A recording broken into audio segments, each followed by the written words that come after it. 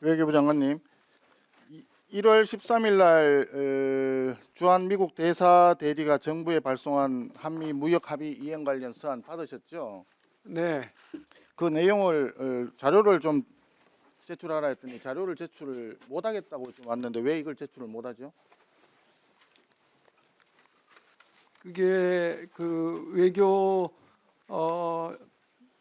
현안에 관한 것은 좀 제출해 드리기가 외교 어려워서. 현안에 관한 내용은 민감한 부분이 있기 때문에 제출 못하는 건가요? 그게 뭐 비밀 사항이 들어 있습니까?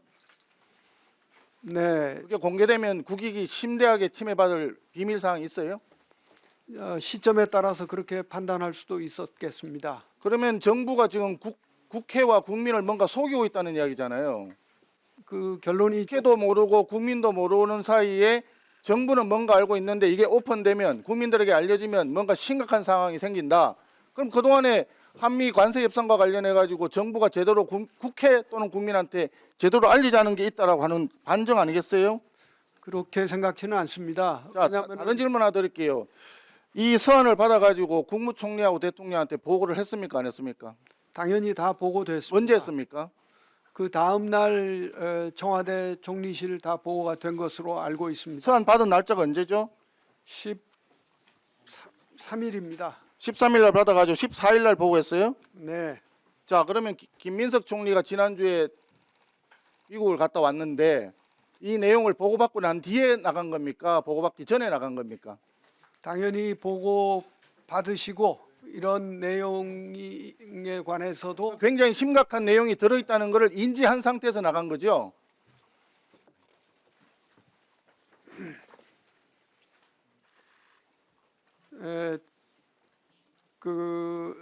자, 정해서 말씀드리겠습니다. 김민석 총리가 1월 22일부터 26일까지 미국을 방문했습니다. 서한은 13일 날 받았고 14일 날 보고를 했다니까 당연히 이 내용을 알고 갔을 것입니다. 그 내용에 어떤 사항이 포함되어 있기 때문에 이것이 공개되면은 심대한 국익 침해 우려가 있어서 국회와 국민에게 공개조차 할 수 없는 내용이다. 이런 내용 아니겠어요? 그런데 김민석 총리는 갔다 와가지고 관세협상 후속 조치에 충실한 이행을 약속을 했다.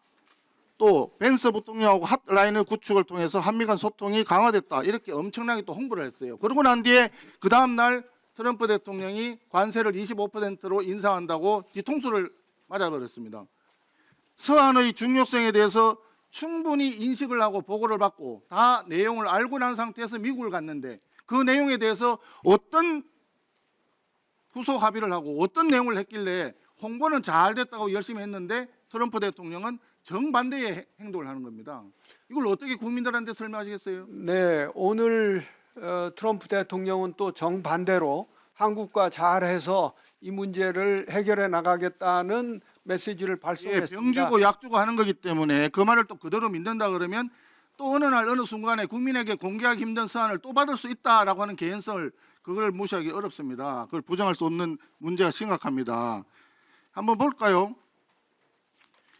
이 서한의 내용이 공개되지 않았지만 이 내용 속에는 온라인 플랫폼 규제 등과 관련해서 미국 기업들이 차별을 받을 수 있다는 우려를 언급하면서 대통령 간 합의상을 준수할 것을 강조한 것으로 알려져 있다라고 보도가 되었습니다. 이런 상황이기 때문에 지금 현재 우리가 생각을 해볼 때는 온라인 플랫폼법이 이번 관세 인상 결정하는 데 상당한 영향을 끼쳤겠구나. 그리고 이미 통과된 정보통신망법 이런 부분들이 트럼프의 관세 인상 결정에 상당한 영향을 주었을 수 있겠구나. 이렇게 언론들이 추측 보도를 하고 있는 거예요. 이 부분에 대해서 어떻게 생각하세요? 네, 약간 지나친 추측 보도라고 생각합니다. 왜냐하면 지나친 추측 보도를 방지할 수 있는 방법이 뭐겠습니까? 문제점이 있는 부분이라도 모두 다 국민들에게 공개해서 국민들이 검증하고 국민들이 공감할 수 있도록 하면 되는 겁니다. 그래서 행정을 국민들에게 충실히 알리는 것이 중요하고 그래서 이런 국회에서의 청문회 자리가 중요한 거예요. 그런데 여기에서 자료를 제출했더니 자료를 제출 못하겠다고 지금 외교부에서 왔단 말이에요. 네, 의원님 지금 주한 미국 대사 대리의 서한은 이번에 발표된 투자와 관련된 것에 대해서는 언급이 없었고 또 이 내용은 다 보고되었지만은 미국 국내의 의사 결정 과정이 우리의 장관님, 저 답변 좀 천천히 그렇게 막 하시면 시간이 너무 많이 가거든요. 제 시간이 1분 반밖에 안 남았어요 지금. 한 가지만 더 말씀드릴게요. 그렇게 그런 내용이 들어있다 그러면 뭐 심대하게 국익을 침해할 것도 아닌 것 같아요. 그러면 그 자료를 제출하십시오. 서한의 내용이 무엇인지 네, 제가 다시 한번 서한을 제출하고 그것을 국민들한테 공개하면 깔끔하지 않습니까? 그리고 또 하나 물어볼게요.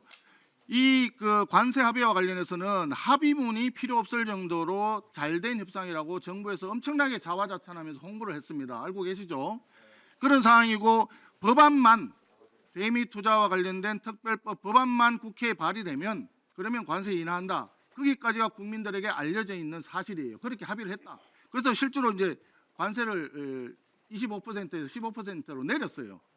그리고 우리 당에서는 계속해서 이 부분은 국민 경제에 심대한 부담을 초래할 수 있고 1년에 200억 달러 상당씩 미국에 투자하는 것은 쉬운 일이 아니다.